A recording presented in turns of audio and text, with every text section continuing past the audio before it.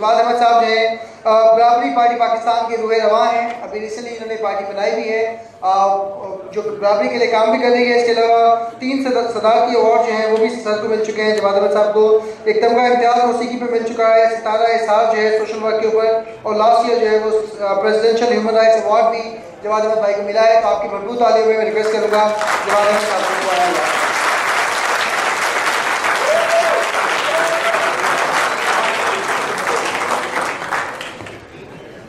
السلام علیکم. اچھا, جب میں چھوٹا تھا اس وقت میں سوچتا تھا کہ بڑے ہو کے کیا بنوں گا. تو آپ کی طرح ہر انسان کی, ہر مرد عورت کی ایسپریشن ہوتی ہے کوئی نہ کوئی. تو میں نے سوچا میں پائلٹ بنوں گا. جہاز دیکھتا تھا اوپر جاتا تھا آسمان پہ, بڑا اچھا لگتا تھا. پھر جب تھوڑا اور بڑا ہوا تو میں سوچا کہ کرکٹ کھیلتے ہیں, کرکٹر بڑے ادھر مشہور ہوتے ہیں, تو کرکٹ کھیلنی شروع کر دی. فرسٹ کلاس کرکٹ بھی کھیلی, یونیورسٹی کی کیپٹنسی بھی کی, ایک کلب میرا جو تھا اس کی بھی کیپٹنسی کی, پھر ولز کپ کھیلا. لیکن پھر بھی کچھ سمجھ نہیں آئی کہ یہ کیا مسئلہ ہے, کچھ کیا کرنا چاہیے مجھے. جب یونیورسٹی گیا, engineering university Lahore, I did my degree in mechanical engineering from U D Lahore. اس زمانے میں بہت کم یونیورسٹیز ہوتی تھیں میرے زمانے میں.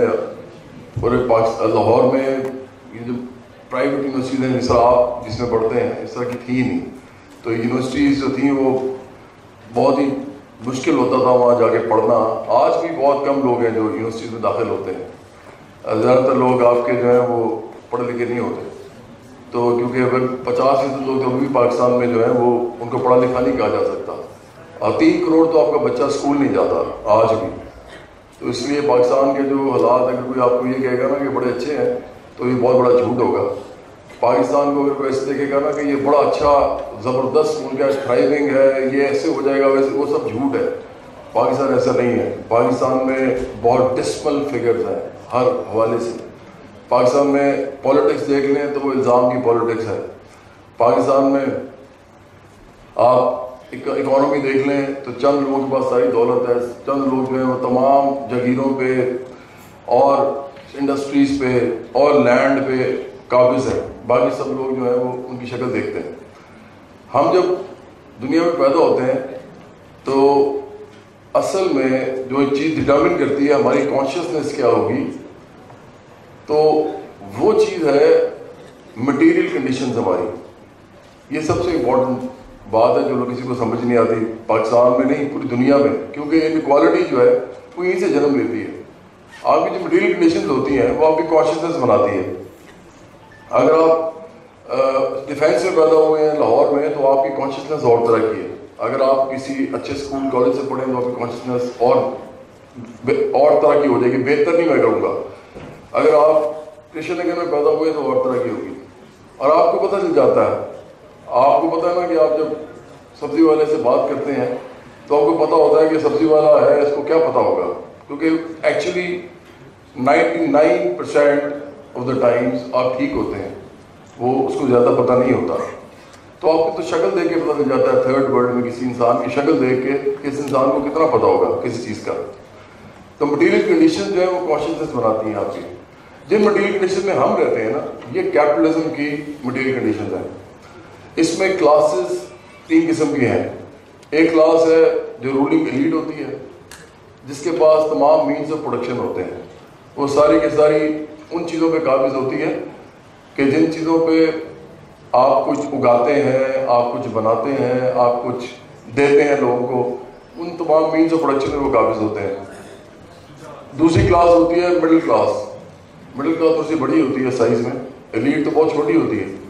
مڈل کلاس جو ہوتی ہے وہ 15% 20% بڑی مشکل سے پاکستان میں کہا جا سکتا ہے. اور اس میں بھی مختلف ٹیئرز ہیں. اس میں کچھ لوگ بہت غریب ہیں, کچھ لوگ درمیانے سے ہیں, کچھ لوگ تھوڑے سے بہتر اپر مڈل کلاس ہے. اور اس کے بعد ہماری 80% آبادی جو ہے وہ ساری کی ساری غریب آبادی ہے. ہمارا ملک اسی طرح کا ہے, آپ مانیں یا نہ مانیں. انڈیا کی ہم بات کر لیتے ہیں. انڈیا کی بات اگر کریں, کیونکہ میں ان ایکوالٹی پہ بول رہا ہوں تو مجھے دیکھنا پڑے گا گلوبلی بھی کیا ہوتا ہے. انڈیا میں 1991 में कैपिटलिज्म एंटर हुआ, उससे पहले उनकी मिक्स्ड इकोनॉमी थी। जब वो एंटर हुआ उसके बाद उन्होंने एंटरप्रेन्योरशिप, मल्टीनेशनल कंपनीज का एडवेंट हुआ, सब कुछ हुआ। लेकिन आज भी इंडिया में इतने दिन, इतने सालों के बाद भी आज भी इंडिया में 80 करोड़ लोग गरीब हैं। इसी तरह उनकी जो 45 करोड़ मिडिल क्लास है वो पाकिस्तान की पूरी आबादी से ज़्यादा है। 45 करोड़ उनकी सिर्फ मिडिल क्लास है। हमारी मिडिल क्लास कितनी होगी? आप 15% लगा रही हैं, 20% लगा रहे हैं ऑफ 22 करोड़। तो लेकिन उसके बावजूद इंडिया 45 करोड़ मिडिल क्लास के बावजूद 80 करोड़ लोगों का कुछ नहीं कर पाता, वो कुछ नहीं कर सकता उनका। आपको पता है वहाँ पे 42 करोड़ लोग ऐसे हैं जो सिर्फ पावर्टी लाइन जो है ना उनकी वो है कि एक दिन में वो 35 रुपए कमाते हैं। मतलब पावर्टी लाइन वहाँ पे ये है इंडिया में, 42 करोड़ लोग इस तरह रहते हैं। पाकिस्तान में भी बहुत बुरा हाल है गरीब लोगों का। मैं आपको छोटी सी फिगर दे देता हूँ। 3 पार्टीज हैं पाकिस्तान में जो 3 सूबों में है। तहरीक इंसाफ जो है वो पख्तूनख्वा में है, मुस्लिम नून जो है पंजाब में है, और पीपल्स पार्टी जो है सिंध में है। तीनों सूबों में मिनिमम वेज 15,000 है। 15,000 मिनिमम वेज। मतलब वो कितने दयालु हैं, कितने ज़बरदस्त लोग हैं कि वो बैठ के लॉ पास करते हैं कि मिनिमम वेज होगी 15,000 होगी, और 15,000 भी नहीं मिलती लोगों को। 8,000, 10,000 में लोग काम करते हैं। ये पाकिस्तान है आपका असल में आज का। मुझे आप में से कोई इंसान ऐसा बता, आप मिडिल क्लास के ना सारे, आप में से कोई बताए कि आप 8-10 हज़ार रुपये में जिंदा रह सकते हैं पर मंथ, और अगर फैमिली भी हो आपकी तो आप कैसे रहेंगे? तो आपके ज़्यादातर लोग मेहनतकश जो हैं, जो मजदूर हैं, किसान हैं पाकिस्तान के, वो इसी कलीन से मुआवजे में रहते हैं, उनको उजरत मिलती है। जो पाकिस्तान के अंदर इस वक्त सूरत हाल ये है कि किसान जो है वो जितनी पैसों की गल्ला उगाते हैं, जो भी उनकी फसल में लगता है, उससे कम में उनका वो बिकता है। तो वो परेशान है, वो क्या करे? वो घर की चीज़ें बेचते हैं, वो कुछ नहीं कर पाते, उनके बच्चे स्कूल में नहीं जाते, बीमार थोड़े से की वजह से इलाज के बगैर मर जाते हैं। ये असल पाकिस्तान है। अब मटीरियल कंडीशंस की हम बात कर रहे थे, तो उसके अंदर जो सबसे इम्पोर्टेंट जो चीज़ हमें बताई जाती है कैपिटलिज्म के अंदर, वो ये बताई जाती है कि जैसा ये है ना, ये एक ऐसा निज़ाम है जो कि फितरी है और ये यही चलेगा। ये फितरी निज़ाम नहीं है, ये सिर्फ 2-3 चीज़ों पे बेस करता है। एक तो एम्प्लॉयर और एम्प्लॉई का जो रिलेशनशिप है, आपको शुरू से बता दिया जाता है कि एक नौकरी देने वाला होता है और एक नौकरी लेने वाला होता है।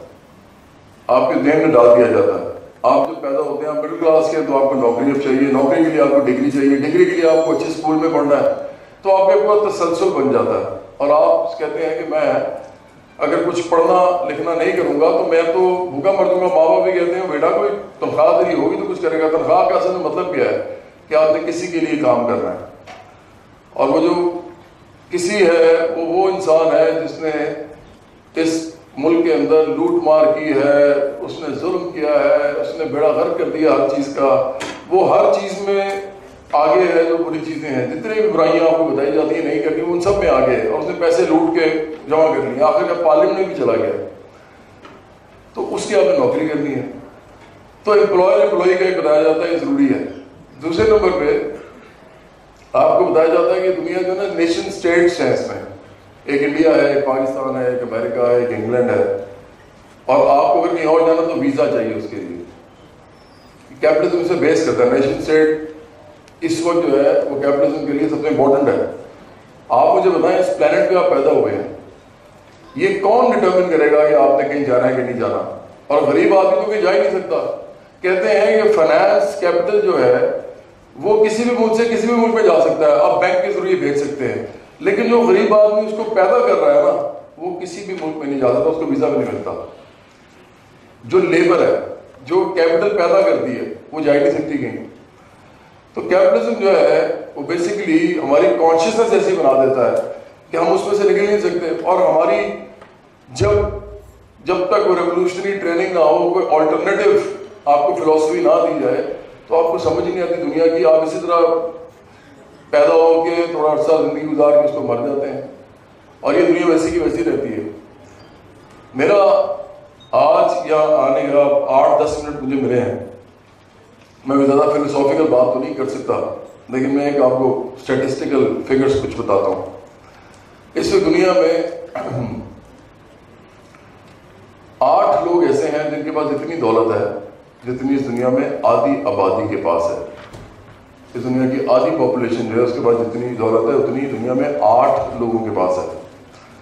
اسی طرح دنیا میں 100 سے کم لوگ ایسے ہیں جو اتنے امیر ہیں کہ وہ اپنے 1 سال کی انکم سے اس پوری دنیا کی پاورٹی کو 1 نہیں 7 دفعہ ختم کر سکتے ہیں. تیسری بات یہ ہے کہ اس دنیا میں جو پچھلے سال 1% لوگ جو تھے ریچسٹ, انہوں نے جو جتنا بھی ویلتھ پروڈیوس ہوئی ہے اس سال پچھلے سال اس میں ان کا حصہ 82% تھا. 1% لوگوں کا حصہ تھا 82% تمام ویلتھ میں جو جنریٹ ہوئی ہے. ایکوالٹی کا کانسیپٹ بڑا پرانا ہے. رسول اللہ صلی اللہ علیہ وسلم نے 1400 سال پہلے ایکوالٹی کی بات کی. انہوں نے کہا کہ کسی عربی کو اجمی پر کوئی فوقیت حاصل نہیں ہے. انہوں نے کہا کہ کسی گورے کو کالے پر, کالے کو گورے پر کوئی فوقیت حاصل نہیں. اس زمانے میں اسکیرسٹی تھی, ریسورسز نہیں تھے. لوگ at the end of the day ایک دوسرے سے بہتر پوزیشن میں آنے کے لیے ایک دوسرے کے ساتھ کچھ بھی کرتے تھے. لیکن اس انہوں نے کہا, انہوں نے سوشل رائٹس کی بات کی بیسیکلی, تو جس میں ہیومن رائٹس سارے آ جاتے ہیں. لیکن جب وہ فوت ہوئے تو ان کی تو جائیداد نہیں تھی. He never left anything for his children. تو اس کا مطلب ہے کہ وہ پرائیویٹ پراپرٹی جو اس پہ آج رینٹ انٹرسٹ اور پروفٹ دیا جاتا ہے, جس پہ کیپٹلزم استوار ہے, جس 3 پلرز جو ہیں رینٹ انٹرسٹ اور پروفٹ, وہ تو انہوں نے کبھی نہیں لیا. تو وہ انہوں نے تو جائیداد چھوڑی نہیں, اس کے بعد بھی لیا جاتا. اسی طرح مختلف توسط آتے رہے, وہ ایکوالٹی کی بات کرتے رہے, لیکن دنیا میں ایکوالٹی نہیں آ سکی. اس کی وجہ یہ تھی کہ اسکیرسٹی بہت تھی, بہت زیادہ ریسورسز کم تھی, انسان زیادہ تھے, کھانے والے زیادہ تھے اور اگانے والے کم تھے. قحط پڑتے تھے. 150 سال پہلے دنیا کی آبادی صرف 1 ارب تھی, صرف 1 ارب. مطلب پوری ساری تاریخ میں پچھلے 150 سال تک صرف 1 ارب لوگ تھے. آج 7 ارب لوگ سے زیادہ ہیں. مطلب 150 سال میں 6.5 ارب لوگ اور آ گئے ہیں اس دنیا میں. یہ بالکل دنیا چینج ہو گئی ہے. آپ کو پتہ ہے اس کے ساتھ اور کیا چینج ہوا ہے؟ اس کے ساتھ چینج ہوا ہے ریسورسفلنیس. اس وقت دنیا میں اتنی ویلتھ ہے کہ آپ ہر انسان کو ہر وہ چیز دے سکتے ہیں جو اس کو چاہیے. اس کی بیسک نیڈز بھی پوری ہو سکتی ہیں, اس کی سوشل نیڈز بھی پوری ہو سکتی ہیں, اس کو تمام فیسلٹیز لگژریز بھی مل سکتی ہیں. اس دنیا میں بڑے آرام سے یہ ہو سکتا ہے. اس وقت پروڈکٹیو کیپیسٹی اتنی ہائی ہے, اتنی کولوسل ہے کہ آپ سوچ نہیں سکتے. 1995 میں جیریمی ریفکنس نے کتاب لکھی تھی جس کا نام تھا اینڈ آف ورک. اس میں وہ لکھتا ہے کہ دنیا میں جو لوگ ہیں, اگر جینیٹک انجینئرنگ جس طرح چل رہی ہے, جس طرح آرٹیفیشل انٹیلیجنس بڑھ رہی ہے, جس طرح آٹومیشن ہو رہی ہے انڈسٹری میں, اس نے کہا ایک وقت آنے والا ہے کہ جب کہ دنیا میں کام کرنے کے لیے لوگوں کی ضرورت نہیں ہوگی. اس وقت سب سے بڑا جو سوال پیدا ہوگا وہ یہ ہوگا کہ لوگوں کا کیا کیا جائے. تو اس کے بعد ایک بڑا بیچارہ, کیونکہ امریکن ہے, اس کو تو کیپٹلزم اندر ہی رہ کے کوئی حل پیش کرنا ہے, تو اس نے کہا کہ اس کے لیے پھر ویلفیئر سسٹمز بنانے پڑیں گے. مطلب وہ سمجھتا ہے کہ پھر بھی کیپٹلزم رہنا چاہیے, امپلائی رہنا چاہیے, ویلفیئر سسٹم بنا دیں گے. ہمارا اپنا یہ خیال ہے, میں یہ سمجھتا ہوں کہ اس دنیا میں یہ جو نظام ہے, نظام سرمایہ داری جو ہے, اس کو ختم ہونا چاہیے. اس کی ضرورت نہیں ہے, متروک ہو گیا ہے. یہ انسانوں کو کچھ نہیں دے پا رہا. یہ پورا کا پورا نظام غریبوں کو امیر نہیں کر سکتا, امیروں کو غریب نہیں کر سکتا. یہ ایکومولیشن آف ویلتھ پہ مبنی ہے. پاکستان میں بھی صورتحال یہی ہے. میں لاسٹ آپ کو بات بتاؤں, یہ جتنی پالیٹکس ہے یہ سب جھوٹ ہے. آپ جو دیکھتے ہیں, ان لوگوں کو یہ خیال ہی نہیں آتا, ان کو یہ سمجھ ان کی سمجھ کم ہے یا ان کے انٹرسٹ اتنے زیادہ ہیں کہ یہ بات کیا کرتے ہیں کہ یہ اچھا ہے، یہ برا ہے، اس لیے ڈاکو ہے، یہ چور ہے. وہ یہ نہیں کرتے بات کہ پاکستان میں اگر ہمیں پاور مل جائے تو ہم اس ملک میں کیسے پاورٹی ختم کریں گے. ان کے پاس کوئی پلان نہیں ہے. کیوں؟ کیونکہ اس کے لیے ان کو ایک طبقے کے پیچھے جانا پڑے گا. وہ طبقہ جو اس ملک کے تمام ریسورسز پہ قابض ہے اور وہ تمام پارٹیز میں موجود ہے.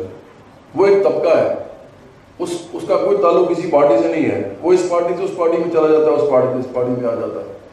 یہ ایک خاص طبقہ ہے. یہ جاگیردار ہے. یہ کون لوگ ہیں؟ یہ جاگیردار ہیں، یہ سرمایہ دار ہیں، یہ اپنے علاقے میں بدماش ہیں، یہ اپنے علاقے میں لینڈ مافیا ہیں، یہ اپنے علاقے میں ٹمبر مافیا ہیں، یہ واٹر مافیا تک ہے کراچی میں. اتنے مافیا تو ہم سوچ نہیں سکتے. اور ان کی پشت پناہی جو ہے وہ اسٹیٹ خود کرتی ہے.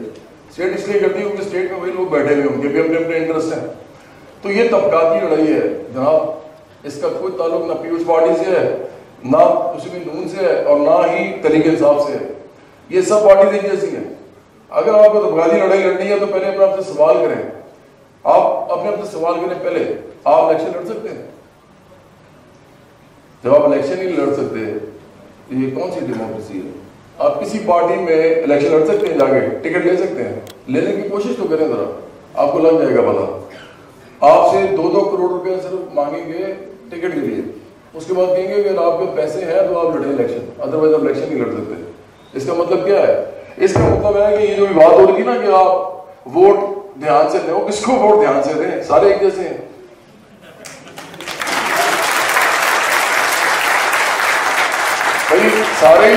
سارے لینڈ مافیا ہیں، سارے جگیردار ہیں، سارے سرمایہ دار ہیں. آپ تو الیکشن میں کھڑے نہیں ہو سکتے. تو جب انہیں 3-4 میں سے ایک کو ووٹ دینا ہے تو کس کو ووٹ دیں گے؟ ایک کو دے دیں گے. تو وہ کہتے ہیں کہ the oppressed are allowed once every few years to decide which section of the ruling class will oppress and repress them. یہ آپ کا الیکشن ہے.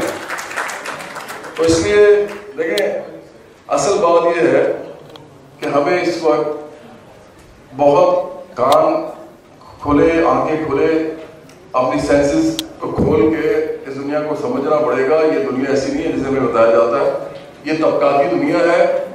جب تک مزدور، کسان اور مڈل کلاس، محنت کش، محروم مظلوم لوگ، نوجوان جب تک اپنے رائٹس کے لیے کھڑے نہیں ہوں گے اور الیکٹورل پروسیس میں داخل نہیں ہوں گے اس وقت تک پاکستان نہیں چینج ہوگا. اور الیکٹورل پروسیس میں داخل ہونے کے لیے آپ تمام لوگوں کو کوئی ایسی پارٹی کی طرف جانا پڑے گا جو صرف عام لوگوں کو کھڑا کرنا چاہتی ہے، صرف عام لوگوں کو، چاہے وہ مزدور ہو، چاہے کسان ہو، چاہے وہ مڈل کلاس ہو. اور ایک نظریاتی بات ہے. آپ کبھی ہمارے جب بھی آپ کا دل کرے تشریف لائیں، ہم سے کوئی بات کرنا چاہیں کریں. لیکن ایک بات ہم آپ کو بتا دیں، ہماری پارٹی کا، برابری بڑی پاکستان کا، انکوالٹی کے اوپر ہی ہمارا سارا فوکس ہے. ہمارا جو ٹیگ لائن ہے وہ بتا دیتا ہوں. ہم کہتے ہیں کہ پاکستان میں مڈل کلاس، محنت کش، نوجوان، محروم اور مظلوم لوگوں کی پارٹی. ہم اس میں سے ایک لفظ نکال دیتے ہیں. آپ بڑے حیران ہونا چاہیے وہ یہ انہوں نے کیوں نکال دیا ان کو، امیر کو کیوں نکال دیا؟ امیر کیا کوئی برے لوگ ہوتے ہیں؟ ہم نے کب کہا برے لوگ ہوتے ہیں؟ کوئی انسان اپنے بال بچوں کے لیے برا نہیں ہوتا. کوئی انسان اپنے رشتہ داروں کے لیے برا نہیں ہوتا. کوئی انسان جو ہے وہ کبھی کبھی خراب بھی کر دیتا ہے. لیکن یاد رکھیں کبھی بھی کوئی جاگیردار اپنے مزارے کے لیے اچھا نہیں ہو سکتا. کبھی بھی کوئی انڈسٹریلسٹ اپنے ورکر کے لیے اچھا نہیں ہو سکتا. کبھی بھی کوئی بھی امپلائر اپنی امپلائی کے لیے اچھا نہیں ہو سکتا ایک خاص حد سے زیادہ.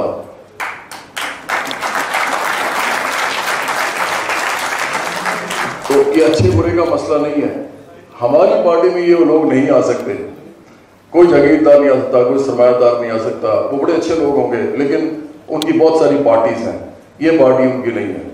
اگر کبھی دل کرے تو ضرور آئیے، برابری پارٹی پاکستان میں شمولیت کیجیے اور ان ایکوالٹی کا خاتمہ کیجیے. پاکستان میں جو سب سے بڑا مسئلہ ہے. بہت